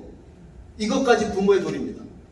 그러니까 이런 교육을, 이 정성이라는 게 그러니까 우리 굉장히 중요한 우리의 문화가 되어 있다고 하는 겁니다. 또 한 가지, 그러면 한국 사상은 한의 사상이라고 얘기합니다. 한의 정신. 이거 영어로 번역도 안 돼요. 영어로 번역하면 이게 원한이 된답니다. 복수를 해야 되는 원한인데, 이 한, 여기 여러분 진도에 오셨잖아요. 진도아리랑. 뭡니까, 이게 지금 보면. 한은 뭐냐면, 누군가 나를 해코지하고 나한테 나를 괴롭히면, 나는 이걸 원수로 갖겠다라는 한을 갖는 게 아니라, 뭐예요? 이걸 내 안에서 사귀고 녹여서, 나는 인격적으로 더 완성된 사람이 되고, 나쁜 놈은 누가 벌 준다고 믿어요? 하늘이 벌 준다고 믿는 거 아니에요? 이게 한의 사상입니다. 맞아요, 틀려요? 그러니까 여러분, 한국 사람들이 이것 때문에 종교 하나 받아들인 게 있습니다. 뭔지 아십니까? 기독교. 예수님의 가르침을 따라가기가 되게 어려운 거예요, 그게. 왜냐하면요, 아시아 지도를 펴놓고 기독교 받아들인 나라가 있습니까, 없습니까? 우리 말고 없어요. 일본도 안 받아들이고 중국도 안 받아들이고 우리만 받아들였어요. 근데 우리가 이거 왜 받아들여야 되냐면요, 보세요. 예수님의 가르침이 뭐라고 되어 있냐? 원수를 사랑하래. 원수를 사랑하기 쉬워요? 오른밤을 때리면 어딜 때리든 왼밤을 대주고, 오리를 가자면 식리를 가지고, 겉옷을 달라면 뭐까지 벗어주라고요? 여기 장로님들이 안 계신가 봐. 바쁜데. 속옷까지 벗어주래요. 여러분, 이런 종교 사상을 받아들인 나라가 없어요, 없어. 근데 한국은 왜 이걸 열심히, 여러분, 한국처럼 기독교 기가 막히게 믿는 나라가 있습니까, 없습니까? 아주 지독합니다, 우리. 그거 왜 그러냐면요, 우리 민족이 갖고 있는 한이라고 하는 정신세계 때문에 이 기독교까지 받아들이니까, 그러니까 세계 많은 종교들이 우리나라에서 번성을 하고 있는 겁니다. 이게 왜 그러냐면요, 그게 바로 한민족의 DNA다. 한민족의 시원을 홍익인간이라고 얘기하는 그 이유는 뭐냐면요, 그게 우리 민족의 공통의 영적인 의식이고, 이게 우리 민족의 하나의 공통의 염원이기 때문에 이 홍익인간이라는 정신이 우리 민족의 역사를 만들고, 우리 민족의 문화를 만들고, 한민족의 성격을 만들었다라고 하는 거예요. 맞는 것 같습니까? 이게 여러분 중요한 거예요. 그러니까 홍익인간은 근데 제가 이렇게 얘기하면 여러분들은 저 친구가 너무 우리 역사를 아전인수격으로 얘기하는 거 아니야. 우리 역사에 잘못된 점도 얼마나 많은데. 잘못된 점 많아요. 그걸 얘기하는 게 아닌데, 이게 지금 이 이야기는 뭐냐면, 우리 민족의 정체성을 우리가 규정한다라고 하는 건 뭘 얘기하는 거냐면, 우리 민족의 과거 역사만을 얘기하는 것이 아니라 우리 민족이 미래에 우리가 열망을 해야 되는, 우리가 소망과 희망으로 가지고 꿈으로 가져야 되는 것이 무엇이냐는 얘기를 하려고 하는 거예요. 그런데 이거는 제 얘기가 아니라요, 누가 이런 생각을 가졌었냐면요, 우리 민족의 독립운동을 이끌었던 일제시대의 독립운동가들이 저하고 똑같은 생각을 했다는 겁니다. 여러분, 3.1운동이 굉장히 중요한 역사죠, 우리 역사에. 독립운동사에. 근데 그 3.1운동이 보게 되면 비폭력 저항운동이라는 방식을 통해서 3.1운동이 전개가 됩니다. 그 비폭력 저항운동은, 그거 여러분 보세요. 제3세계 독립운동사의 비폭력 저항운동, 폭력에 맞서서 폭력 앞에 비폭력으로 저항운동을 한 나라가 있습니까, 없습니까? 한 나라가 있습니다. 인도, 간디가 했다고, 간디가 세계의 뭐 영웅처럼 돼 있습니다. 근데 그 간디의 비폭력 저항운동이 우리보다 몇 개월 늦었어요. 3.1운동보다. 우리 3.1운동에 영향을 받았다는 거예요. 우리 걸 뺏겼다는 겁니다. 그럼 여러분, 이 3.1운동의 비폭력 저항운동은 어떤 정신에서 출현된 걸까요? 이게 어디서 나온 걸까요? 이게 여러분, 기비독립선언문을 보게 되면, 이거 아시죠? 오늘은 모두는 자야 조선인의 독립과 조선인의 자유민임을 선언하노라. 학교 다닐 때 외우셨잖아요, 그죠? 근데 이 내용을 보시게 되면, 이 기미독립선언문에 일본 놈들 때려잡자 죽이자 원함과 복수심에 가득 찬 얘기가 있습니까, 없습니까? 한 줄도 없어요. 그러면 독립을 통해서 뭐를 실현해야 되냐? 여기 독립의 이상과 정신이 담겨져 있는데, 놀랍게도요, 독립을 통해서 인류 평등의 대의를 실현하겠다는 겁니다. 세계 평화를 실현하겠다는 거예요. 이게 여러분, 독립운동가들이 독립의 이상으로 밝힌 건데, 이게 너무나 대단한 건 뭐냐면, 이게 도대체 어디서 온 정신이냐라고. 어디서 온 정신일까요, 여러분? 이게 홍익인간 사상에서 온 겁니다. 이건 역사적인 팩트입니다. 여러분 우리가 구한 말에 동학운동이라는 게 등장을 하잖아요. 그 동학운동이 여러분 뭘 얘기했죠? 홍익인간, 인간이고 하늘이라는 인내천 사상. 이게 여러분 한민족이 누구인가라고 하는 정체성을 발견하는 사건이 돼서 이것이 우리 독립운동에 영향을 준 거예요. 그러니까 독립운동은 뭐냐면 이 독립운동을 통해 갖고 우리가 새로운 나라를 만들자는 거였다라고 하는 겁니다. 여러분 독립 3.1운동의 목표가 독립이잖아요. 근데 그 독립은 조선을 다시 건국하자는 겁니까? 조선으로 다시 돌아가자. 왕이 있고 양반 쌍놈이 있는 봉건주의 조선으로다가 하는 겁니까? 아니면 대한제국, 황제의 나라 대한제국으로 만드는 거였습니까? 뭐였죠? 3.1운동의 목표는요, 새로운 나라를 만드는 거였습니다. 새로운 나라. 그러니까 여러분 4월 11일 날 상해 임시정부가 수립되게 되는데 그 임시정부 이름이 뭐였죠? 임시정부 이름이 뭐였습니까, 여러분? 대답을 안 해주시니까 제가 되게 힘드네요. 상해 임시정부의 이름은 대한민국 임시정부잖아요. 그 대한민국의 민국은 무슨 뜻이죠? 그 민주공화국이라는 뜻입니다. 주권 재민 사상에 기초한 민주공화국을 실현하겠다라고 하는 겁니다. 그러면 그 주권 재민 사상에 기초한 민주공화국의 그 대한민국 임시정부의 건국 정신은 뭐죠? 아십니까? 혹시 건국 정신이 뭔지? 홍익인간입니다. 대한민국 임시정부의 건국 헌장에 담겨있는 대한민국 임시정부의 건국 정신은요, 홍익인간이에요. 그러면 그 홍익인간이라는 말을 넣게 되는 그 과정 얘기도 참 재밌습니다. 그 임시정부 요인들이 모여 앉아갖고요, 그때 건국의 아버지들, 이분들이 모여서 천부인권이라는 말을 넣을 거냐 말 거냐를 갖고 격론이 벌어졌답니다. 천부인권이라는 말을, 천부인권은 아까 그 아메리칸 드림의 미국의 건국의 이상이잖아요. 자유민주의 근본 철학이다라고 하는 걸 이걸 넣을 거냐 말 거냐, 주권 재민 사상에 기초한 민주공화국을 만드는 이걸 넣어야 된다라고 주장하는 사람들이 있었답니다. 그런데 넣지 않는 걸로 결론이 났대요. 홍익인간이라는 말만 넣는 걸로. 왠지 아세요? 그거 왜 합의했는 줄 아십니까? 홍익인간이라는 말에 천부인권의 뜻이 포함되어 있고 내재되어 있기, 내포되어 있기 때문에 굳이 천부인권이라는 말을 넣을 필요가 없는 걸로 결론이 났다는 겁니다. 이거 여러분 박수 쳐야 될 얘기예요. 왜냐하면 홍익인간이 여러분 이 얘기 무슨 얘기냐면 민주주의의 근본 가치, 현대 민주주의의 근본 가치와 공명되는 사상을 갖고 있다고 하는 겁니다. 무슨 말인지 알겠어요? 그러니까 여러분 이 내용이 이렇게 되니까 여러분 이 김구 선생 같은 분들도 이 독립운동을 통해서 어떤 국가를 독립을 통해서 실현할 거냐, 홍익인간의 이상이 실현된 나라를 건설하겠다라고 이 김구 선생 같은 분도 노력을 합니다. 근데 여기서 우리가 한 가지 알아야 될 사건이 있습니다. 뭐냐면 여러분 대한민국이라는 민주공화국의 그 이상을 누가 심어줬냐라고 하는 겁니다. 이 상해 임시정부에. 여러분 보세요. 우리는 독립운동 그러면 만주 지역에 중국에서 있었던 독립운동을 주로 기억하고 있어요. 무슨 봉오동 전투니 뭐 청산리 전투니 뭐 그죠? 그러면 여러분 중국이 우리를 독립시켜줬습니까? 미국이 우리 독립시켜줬습니까? 어디가 독립시켜줬어요?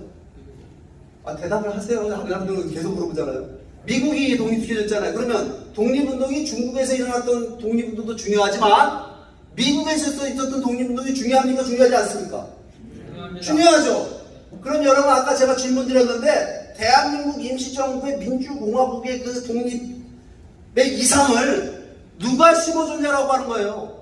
이거는요 여러분 중국에서 독립운동하던 분들이 심은 게 아닙니다. 이걸 누가 심냐면 여러분 초기 상해 임시정부가 초기에 수립될 때 그 예산의 70%를 누가 내냐면은 미주 지역에서 독립운동 하시던 분들이 그 돈을 냅니다. 도산한창호 선생, 이승만 박사 이런 분들이 여러분 흥사단운동 이런 거 있잖아요. 대한민국 국민회의 같은 거를 전 캘리포니아 지역에 초기에 이민 왔던 초기 이민자들이 오렌지 농장에서 그 일을 하고 있었는데 이분들을 교육해가지고 이분들이 자기 수입의 30%를 독립자금에 내놓습니다. 이 개인들이 각출을 해갖고 이 돈이 여러분 상해 임시정부 예산의 70%가 됩니다. 여러분 상해 임시정부의 초대 대통령이 누굽니까? 이승만. 그러니까 여러분 민주공화국이라고 하는 것을 조선의 선비들이 알았을까요? 몰랐을까요? 그건 알 수가 없죠. 그걸 어떻게 알아요, 그죠? 그리고 그 누군가가 이상을 심어줬을 거 아니겠어요? 그거는 그것을 경험하고 체험한 사람들이 심어줄 수밖에 없는 겁니다. 그러면 1945년 우리가 그 대한민국 임시정부도 이 미주 독립운동가 세력들의 영향이 컸다는 사실을 알게 되는데 1945년 우리가 해방된 이후에 대한민국이 48년도에 우리가 대한민국 정부가 수립되잖아요, 그죠? 대한민국이 건국되는데 대한민국 건국의 주도 세력은 중국에서 독립운동 갔던 세력입니까? 미주 지역 독립운동가 세력입니까? 미주 지역의 독립운동가 세력들이죠. 그러니까 이승만 박사가 대통령이 되잖아요. 그럼 여러분 이거는 잘 된 거예요, 잘못된 거예요?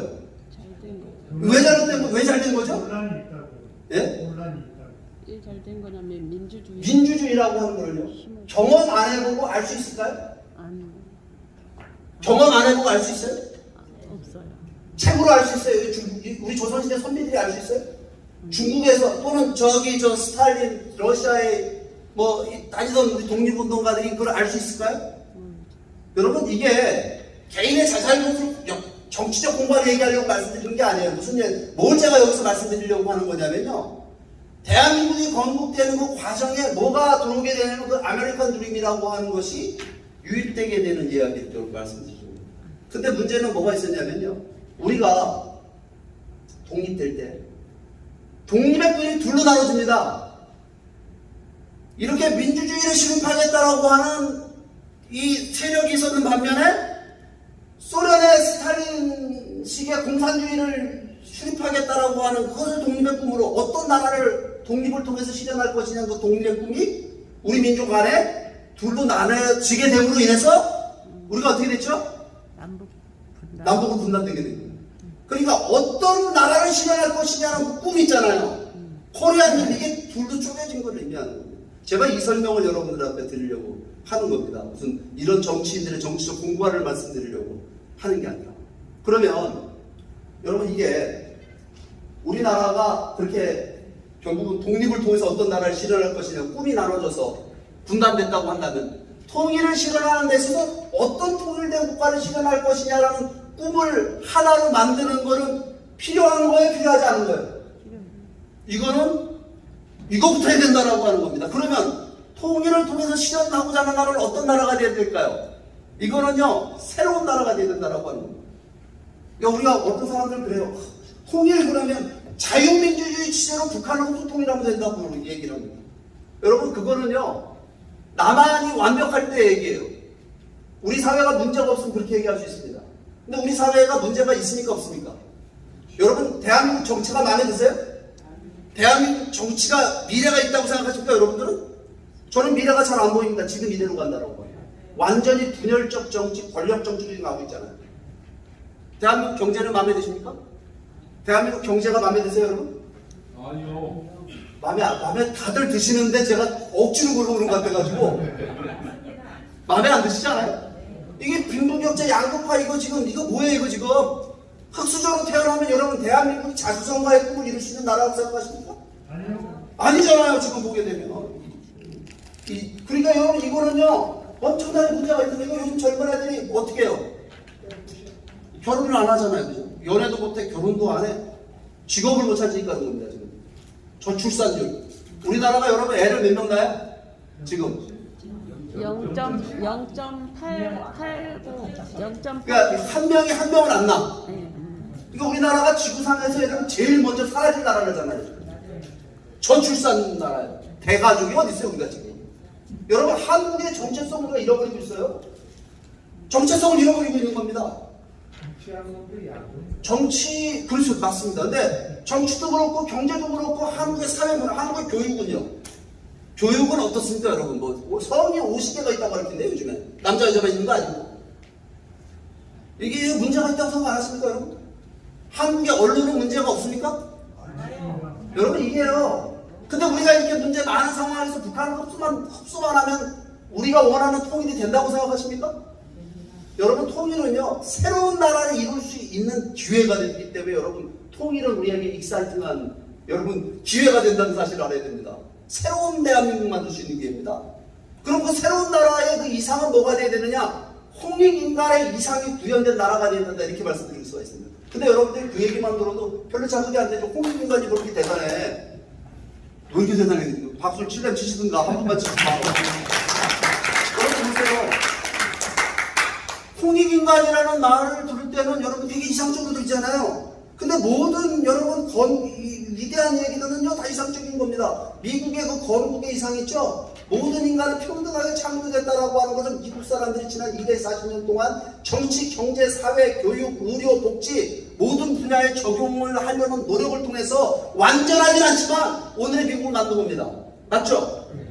근데 여러분 미국의 그 건국의 이상인 모든 사람은 평등하게 창조되었다라고 하는 것은 그것은 여러분 그건 세속적 이상입니까? 아니면 영적인 이상입니까? 세속적 이상이 영적인 이상이에요. 대답을 아무도 안 하시니까 이게 제가 어떻습니까?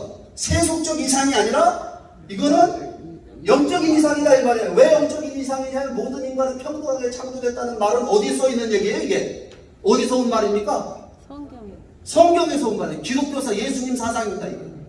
그러니까 미국은요 영적인 말하자면 신앙적인 신조를 갖다가 국가의 신조로 삼은 겁니다. 그렇다고 해서 신정국가를 만든 게 아니죠. 종교의 자유를 허락한 나라를 만들었습니다. 그 신앙적 신조를 기초로서 개인의 존엄한 자유와 인권을 보장하는 그 근거를 신앙적 신조에서 가져온 거예요. 그러니까 이거는 영적인 이상이었다라고 하는 겁니다. 그럼 홍익인간은요? 이거 영적인 이상이에요. 맞죠? 근데 그 영적인 이상을 이거는 도덕적 이상이에요. 그죠? 이 이상을 실현하는 거는 여러분 현실에서는 뭐냐면 혁신적인 거죠. 그렇죠? 높은 도덕적 이상을 실현하는 거는 그 도덕적 이상은 항구적이지만 이 항구적인 이상을 실현하는 것은 창의적이고 이건 혁신적인 게 되는 겁니다. 그러니까 이걸 갖다가 우리가 우리의 정치에 적용하고 우리의 경제에 적용하고 우리의 사회 문화 모든 면에 적용하려고 하는 노력을 하는 거는 필요한 얘기일까요? 아닐까요? 필요해. 여러분 이거 되게 필요한 얘기입니다. 왜냐하면요 우리 사회는 지금까지 냉전시대 이데올로기 싸움 속에 갇혀 있습니다. 소위 보수, 진보, 좌우라고 하는 것은 냉전시대 유산 속에 있는 겁니다. 거기에 북한의 사상공세까지 포함돼가지고. 맞죠? 이거를 벗어나기 위해서는요 우리 민족의 정체성을 기초로 해서 이것이 뭐냐면요 새로운 서구의 자유민주주의 체제라고 하는 거죠. 이거를 보완하고 새로운 체제로 갈 수 있는 그런 여러분 새로운 이상을 갖고 출발해야 된다고. 그러니까 여러분 홍익인간이라고 하는 건 아까 영적인 이상이라고 말씀드렸는데 이게 왜 중요하냐면 사람들이 그래요. 민주주의 하면 되잖아요. 민주주의. 여러분 민주주의가요 얼마나 결함이 많은 제도인 줄 아십니까?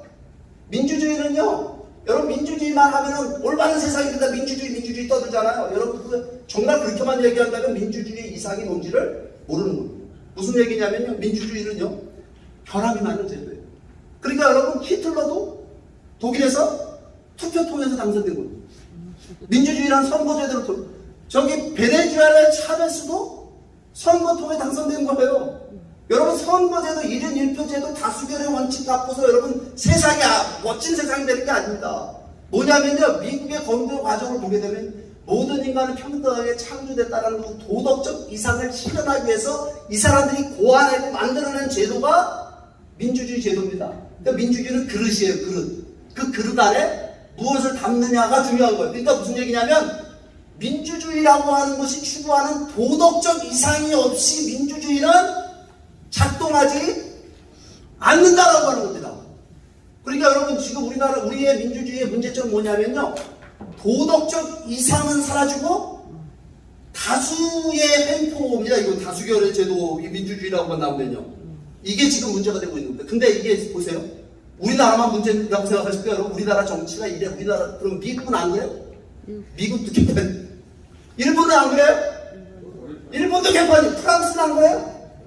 다 개판입니다. 무슨 얘기를 하는 거냐면요 오늘의 민주주의 서구 문명이 만들어낸 민주주의가 인류 역사에 큰 공헌한 건 사실이지만 한계에 부딪혔던 사실 또한 인정을 해야 됩니다.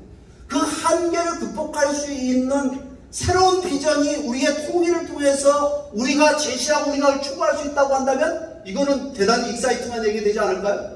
저는 우리 한민족이 그런 사명을 가졌다고 생각하는데 여러분들은 어떻게 생각하십니까?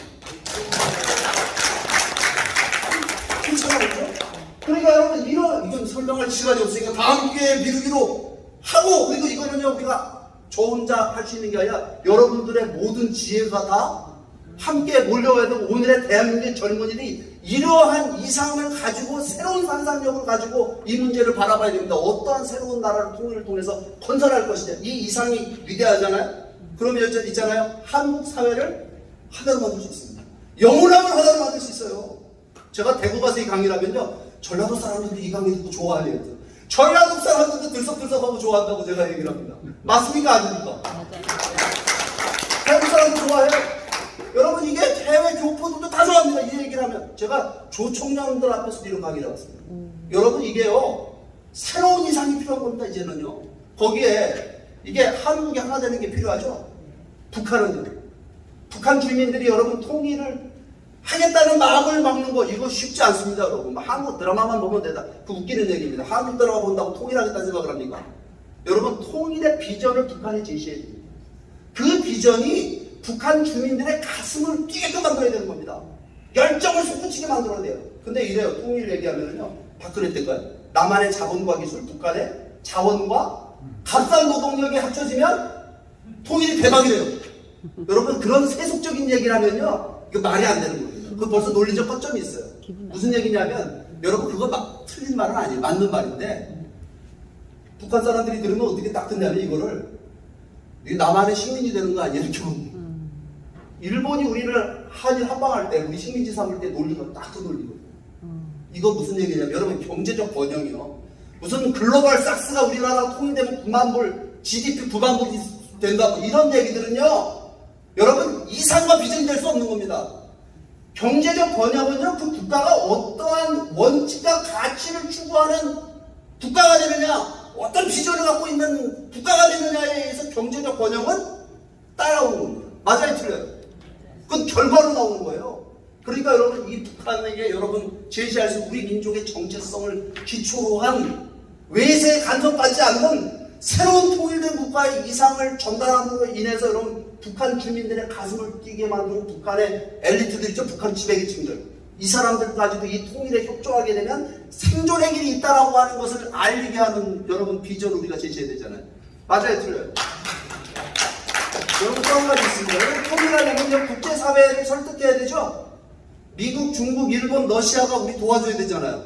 근데 여러분 그 사람들이 관심 있는 건 뭐냐면요. 통일을 통해서 실현되는 통일 한반도가 누구 편이냐 이거. 미국 편이냐 중국 편이냐. 그거 놓고 보고 있는 거 아니에요. 그죠? 미국 편 된다 그러면 중국이 반대할 거고 중국 편으로 간다 그러면 미국이 반대할 거고 이건 여러분 이거는요 해석하면 이런 얘기예요. 통일을 통해서 어떤 나라가 실현되느냐에 대해서 미국이나 중국이나 국제사회가 우리 주변 사강이 있잖아요. 강대국들이 엄청난 관심을 갖고 있다는 사실입니다. 자기 편으로 보는 거예요. 그러니까 통일을 통해서 어떤 나라를 실현할 것이냐라고 하는 비전을 국제사회에 제시해야 되는데 우리 강군 할아버지가 아주 증명을 잘 해놨잖아요. 홍익인가 널리 세상을 이롭게 하는 나라가 되겠다는 거 아니에요. 미국뿐만 아니라 전 세계에 이익을 주는 나라. 여러분 한국이 이런 나라 되면요. 한국은 새로운 문명을 창조하는 나라가 될 겁니다. 맞는 것 같아요? 아닌 것 같아요? 네. 그럼 이게 코리안들인데 이 새로운 국가를 건설하는 건데 통일은 이 원칙과 가치를 중심한 새로운 국가를 건설하는 건데 제가 신나는 얘기 하나 말씀드릴게요. 여러분 한국은요 지금 우리가요 새로운 경제적 기적을 일으킬 수 있는 찬스에 와 있습니다. 우리만 몰랐고요. 여러분 홍콩이 아까 국가보안법 통과돼서 홍콩이 중국의 하나의 도시가 되어버렸습니다. 그러니까 여러분 홍콩에 있는 글로벌 기업들 투자기관들 있잖아요. 기업들이요 해외로 탈출하기 시작했습니다. 그걸 홍콩 엑시트라 해서 핵시트라고 부릅니다. 브렉시트라고도 보셨죠? 핵시트가 지금 벌어지고 있어요. 그럼 여기 이 홍콩이 대단한 도시죠? 세계 3대 주식시장이 있는 곳입니다. 뉴욕, 런던, 그 다음 홍콩이잖아요. 여기 있는 이 기업들이 여러분 어디로 왔으면 좋겠어요? 한국. 광주? 한국으로 왔으면 좋겠죠. 한국으로 오면 이거 지금 뭐 하이페이 잡이라 해서 고소득이 어마어마한 외국 기업들이 한국으로 올 수 있지 않습니까? 근데 문제는 뭐냐면 어디도 오겠다는 기업이 없어요. 여러분 이 아시아 태평양에 새로운 금융허브가 만들어져야 되는데 지금 이 세 군데가 경합을 한다고 볼 수 있습니다. 싱가포르, 일본의 동경, 한국 이렇게 여러분 홍콩을 대처할 수 있는 입지 조건을 갖고 있어요. 근데 싱가포르하고 일본은 적극적입니다. 지금 5년 동안 빌딩 렌트비를 안 받겠다 뭐 이렇게 제시하고 있어요. 들어오면 뭐 세금 혜택 다 주고 정부가 적극적으로 유치 전쟁을 하고 있습니다. 우리나라는요 안 하고 있어요. 꿈도 못 꿉니다. 왠 줄 아십니까? 한국의 금융 규제 때문에 그렇습니다. 한국의 금융은요 외국 은행들이 들어와서 영업할 수 있는 조건을 갖고 있습니까? 안 갖고 있습니까? 안 갖고 있어. 안 갖고 있어요. 왠지 다 나갔잖아요, 그죠? 그러니까 우리나라의 은행들 다 나갔어요. 왜냐하면 규제 때문에. 그러니까 한국 금융을 뭐라고 얘기하냐면 관치금융이라고 얘기하죠. 정부에서 모든 걸 다 주관하는 겁니다. 정부에서 주관한다는 의미는 뭐냐면 이 정부에서 다 은행을 다 똑같은 은행으로 만들어놨어요. 경쟁하지 않는. 여기 계신 분들 은행 갈 때 은행을 고를 때 뭘 기준으로 고르죠? 뭘 기준으로? 은행 신한은행, 우리은행 하나 그렇습니다. 집 가까운 데 가는 거 왜? 다 똑같으니까. 근데 자본주의 자유시장 경제에서 제품과 서비스가 똑같다는 거 말이 됩니까? 안 됩니까? 안 됩니다. 그 경쟁하지 않는다는 얘기죠? 왜 이렇게 되냐면 이거 외국에서 들어와서 뭐 경쟁하는 거를 한국의 말하자면 한국의 금융이 여러분 규제를 통해서 다 진입장벽을 막아놓은 거예요. 그러니까 여러분 보세요. 오늘의 삼성이 초일류 기업이 됐죠. 근데 우리가 국산품 애호 운동하면서 여러분 보호무역을 했으면 오늘의 삼성이 됐을까요? 안 됐을까요? 경쟁을 함으로 인해서 초일류 삼성이 하는데 여러분 우리나라 금융은 국제시장에서 경쟁력이 있습니까? 없습니까? 세계시장에서 전혀 경쟁하지 않아요. 우리나라에서 먹고 사는데 아무 지장이 없습니다. 그냥 은행이라는 데 예대마진이나 그냥 남겨갖고서 그냥 주택담보대출 이런 거나 해가지고 안전한 데만 영업을 합니다. 맞죠? 근데 여러분 보세요. 이게 어떤 문제를 낳고 있냐면 이런 문제입니다. 근본적으로 여러분들이 은행 가서 불편한 걸 보통 사람들은 못 느끼는데 누가 은행 가서 불편한 걸 느끼냐면요. 창업을 꿈꾸는 젊은이들 중소기업들이 사업자금을 은행 가서 빌리려고 하면 은행이 돈을 빌려줍니까? 안 빌려줍니까? 안 빌려줘요. 규제에서 빌려줄 수도 없습니다. 빌려주고 은행장이 빌려주고 싶어도 못 빌려줍니다. 왜 그러냐면 이게 굉장히 그러니까 여러분 보세요. 돈을 빌려주는데 뭘 요구하죠? 담보 없으면 보증 그잖아요. 그러니까 은행 돈 썼다 사업하다가 망하면 어떻게 되죠? 담보로 잡힌 집 날라가고 뭐 주변에 보증서도 친구 집까지 다 날아가잖아요. 그러니까 여러분들 자식들이 사업한다면 하라고 해야 뜯어 말려요. 우리 정수정 씨 자식이 사업한다면 하라고 해야 뜯어 말려요. 하지 말라고 그러지. 가급적이면 뭐 엄마나 집 좀 줘 뭐 담보 넣게 이거 안 하잖아요, 그죠? 그러니까 우리나라 젊은이들이 지금 창업을 꿈꾸는 젊은이들이 극소수입니다. 공무원만. 다 뭐 하려고 그래요? 공무원들. 대한민국에서 가장 인기 있는 직업이 뭐예요? 공무원. 여기도 공무원들 계시는데 공무원 표방하는 얘기 아닙니다, 이거 지금. 공무원 합격은 애들. 여러분 생각해 보세요. TV 광고로 공무원 학원 광고가 나오는 나라입니다, 우리나라가.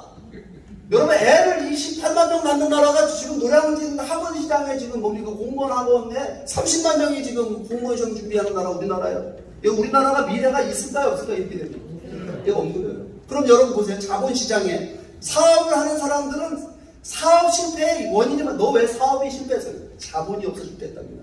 여러분 실제로 사업이 실패하는 건 90%가 자본을 갖고 못해 실패하는 겁니다. 맞아요? 틀려요? 그럼 여러분 보세요. 그럼 우리나라 금융 말하자면 자산이 엄청나죠? 우리나라가 세계 10대 지금 대단한 나라입니다. 우리나라 금융자본이 어마어마하게 많이 있는데 그러면 이 금융에 대해서 일반인들에게는 문턱이 높아요. 굉장히 보수적으로 돈을 빌려줍니다.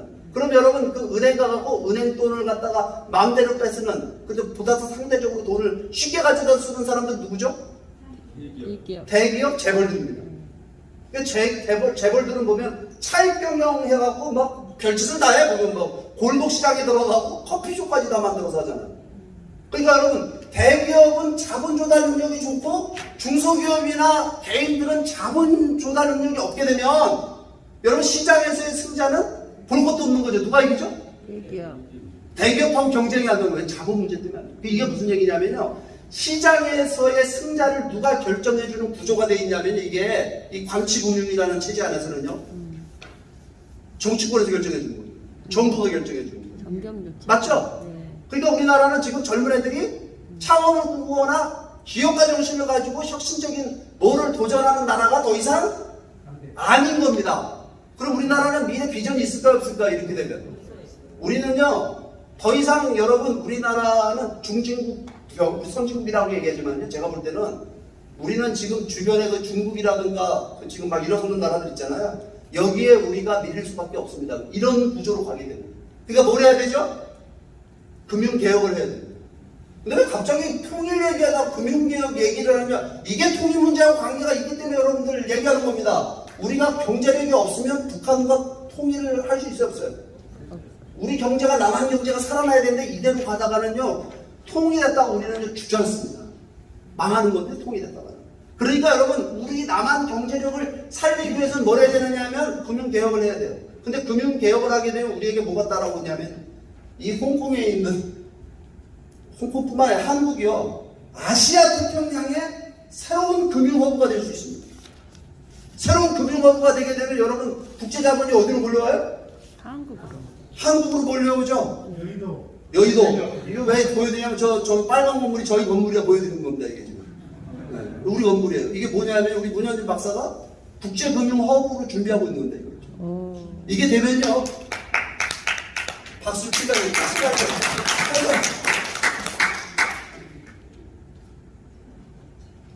여러분, 통일하려면 여러분 세금 더 얻을까요? 통일을 왜 싫어하냐면 세금 더 낼까봐 통일을 싫어하는 겁니다. 그죠? 네. 뭐 세금 내는 게 좀 부족한 분들 계세요. 혹시 더 여러분 우리나라 세금 더 걷으면요, 우리나라 정권 교체가 됐거든요. 그러니까 세금 걷어서 통일을 못합니다. 모금 운동할까요? 통일 항아리 같은 거 갖다 놓고 그거하고 통일 못한다. 통일 어떻게 되냐면요, 경제적 투자 논리를 갖고 북한을 개발해야 됩니다.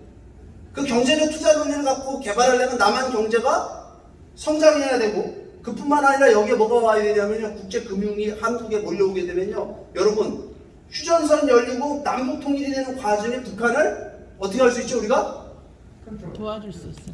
개발할 수 있잖아요. 돕는 게 아니라 투자를 통해 갖고 여러분 북한을 개발할 수 있다라고 하는 겁니다. 우리의 한국의 뛰어난 젊은이들이 이 국제금융 있잖아요, 이 금융자본시장에 도움을 받아갖고 북한에 올라가갖고 이 38선이 열리게 되면 북한을 일시에 개발하겠다. 이게 여러분 우리 코리안 비전에 포함되어 있는 얘기입니다. 이런 얘기를 들으면 북한 주민들이 좋아할까요? 싫어할까요? 좋아하죠. 야, 이거 근데 여러분 보세요. 이거 개발하는데 몇 년 걸릴까요? 북한 개발하는데. 한 10년? 여기 계신 분들 대답을 잘 안 하세요. 양반들만 보이셨나? 10년? 세계만 보내줬습니다. 강남아줌마들만 보내고 그죠? 여기. 이거 개발하는데 몇 년 걸릴 것 같아요. 여러분 여기 진도는 진도오시는데 길이 잘 닦여 있어요? 안 닦여 있어요? 5년 걸릴까? 우리나라 사람들처럼 길 잘 닦고 불 잘 뚫고 뭐 어디 가봐도 요즘에 대한민국 눈이 휘둥그레지지 않아요? 강원도 가면서 막 그냥 가고 서울에서 그 양양 가는 고속도로 하면 불이 그냥 막 10km짜리 불을 빵빵빵빵 틀어놓고 말해. 이렇게 가는데 여러분 북한 개발하는데 우리 얼마 걸릴 것 같아요 이거? 5년? 이게 토지 수용 문제도 없어요 북한은. 5년. 이거는요 제가 볼 때 북한 정권이 교체가 되고 우리가 통일을 하잖아요. 이거는요 제가 볼 때 5년은 제가 볼 때 여기 전라도 분들은 제가 5년 얘기 나올 줄 계속 물어본 거예요. 대구 가니까 10년 얘기하더라고요. 5년이나 10년이나. 저는요 10년이면 강산도 변화를 만들어낼 수 있다고 생각합니다. 여러분들 어떻게 생각했어요? 맞아. 근데 문제는 그런 조건이 뭘 중심으로 해야 되냐면 코리안 드림을 비전을 중심으로 해서 개발돼야 되는 겁니다. 그냥 자본주의 이 자본주의가 문제가 있습니다, 여러분. 양극화를 만들어내거든요. 그러니까 이 홍익인간이라는 이상 그런 원칙과 비전을 중심으로 해가지고 북한을 개발해 들어가야 돼요. 이런 얘기를 북한 사람들이 들으면 어떻게 될까요? 흥분하지 않을까요? 근데 한 번이라도 우리가 이런 제안을 북쪽에 해본 적이 있습니까? 없습니까? 없어요. 여러분 김정은이 체제가 있는 상태에서 도와주겠다? 그럼 말도 안 되는 얘기예요. 어느 기업도 여러분 지금 김정은 체제에 올라가고 북한을 개발하겠다는 대기업이 아무도 없습니다. 미쳤습니까? 거기 왜 들어갑니까? 지금 갖다가 망하는 거야. 뭘 해야 되냐면요, 이게 이런 비전을 갖고 북한을 변화시켜야 되는 거예요. 그럼 여러분 북한을 개발한다면 우리 어디로 갈까요? 뭘 어디로 가요? 여러분 이 북쪽 땅 안 찾아요 이거 우리 거? 찾아요. 이거 찾아야죠. 우리 조상들 우리 고토 아닙니까 옛날에. 근데 그걸 찾으려면 군사적으로 가면 안 되고요. 어떻게 해야 돼요? 이걸 우리 경제 영토로 여러분 여기 개발해 나가야 돼요. 그죠? 한국 기업들이 가서 한국의 젊은이들이 가서 그 동북산성을 개발을 하고 경제적 이익을 주는 거야. 홍익인가. 그래서 이걸 우리의 문화적인 영토로만 넓히고 생활적인 영토로 넓히면 우리 땅 되는 거 아니에요, 그죠? 네. 여러분 이런 나라가 실현된다라고 하는 것이 우리 민족의 꿈이 돼야 되는 거예요. 여러분 이게 근데 문제는 뭐냐면요, 어떤 이슈냐면 코리안 드림을 중심으로 해서 이거 실현해 나가잖아요. 새로운 국가를 건설하자는 이거는요 새로운 문명을 창조하는 일입니다. 그렇죠? 이거 중국이 싫어할까요? 누가 싫어하는? 시진핑이 싫어하니까 중국인들은. 좋아하죠. 중국인들은요 좋아할 좋아하죠. 중국을 개발해 주는데 통일인간의 이상을 중심으로 중국인들에게 널리 세상을 이롭게 하는 통일된 국가를 실현한다. 이거는요 여러분 중국도 환영할 겁니다. 이 미국은요 여러분 제가 아까 여러분들한테 질문 드린 게 기억나십니까? 통일 실현은 어디에 달려있냐면 미국을 설득해야 되는데 미국이 통일한 반도의 전략적 가치가 뭐냐라고 하는 것을 이해를 하게끔 우리가 설득을 해야 됩니다. 그 길은요 한국이 갖고 있는 지하 자원이나 무슨 뭐 지정학적 위치가 갖고 설명할 수 있는 게 아니라 한반도 통일의 전략적 가치는 뭐에서 결정되느냐, 통일 한반도가 추구하는 원칙과 가치가 뭐냐, 통일 한반도의 비전이 뭐냐에 의해서 통일 한반도의 여러분 전략적 가치가 결정된다는 사실을 알아야 됩니다. 그 얘기 무슨 얘기냐면 여러분 보세요. 통일을 통해서 우리가 코리안 드림이 실현된 그 얘기 바꿔 말하면 뭐냐면 자유와 인권이 보장된 초인류 국가가 탄생이 된다. 한반도 전체에. 미국 입장에서는요 엄청난 전략적 이익이 있다는 사실을 미국 사람들이 이해합니다. 무슨 얘기냐면요 여러분 미국은요 지금 동북아시아에서 가장 큰 이슈 두 가지를 해결하려고 하는 겁니다. 첫 번째 이슈가 중국 문제입니다. 두 번째 문제가 북핵 문제예요. 그러면 여러분 통일 한반도 이 두 가지 문제를 해결하는 길을 갖고 있다는 겁니다. 여러분 한반도의 자유와 인권이 보장되는 초인류 국가가 통일 한반도에 실현된다? 이거는요 미국이 아까 제가 말씀드렸죠. 힘을 갖고 중국을 이길 수 있느냐, 하드 파워 갖고 절대 중국을 이기지 못합니다. 이기는 방법 뭐가 있냐면 소프트 파워로 이겨야 돼요. 근데 그 소프트 파워는 뭐냐면은 한반도의 자유와 인권이 보장되는 초인류 국가가 실현되는 거는요 중국에 영향을 줄까요 안 줄까요? 이거 여러분 미국이 미중 패권 전쟁을 완전하게 승리할 수 있는 길이라는 사실입니다. 이거 미국 사람들 이해할까요 못할까요? 이거 이해합니다 여러분. 이거 저희가 지금 미국을 설득해 나가고 있는 거예요. 그래서 무슨 말인지 아시겠어요? 북핵 문제는요. 북핵 문제도 설득하려고 하는 거예요. 그러니까 여러분 이제까지의 목표는 핵 문제 해결하겠다는 건데 그게 아니라 한반도 전체 통일시킵니다.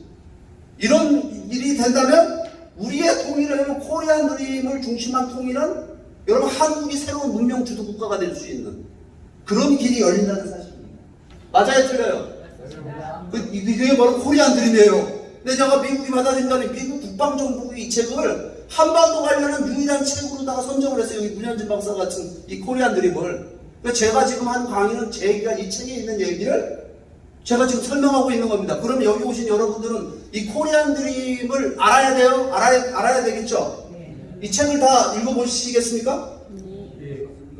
이 책을 읽어보셔야 되겠죠? 자기 거로 만드셔야 됩니다. 이 제일 중요한 책입니다.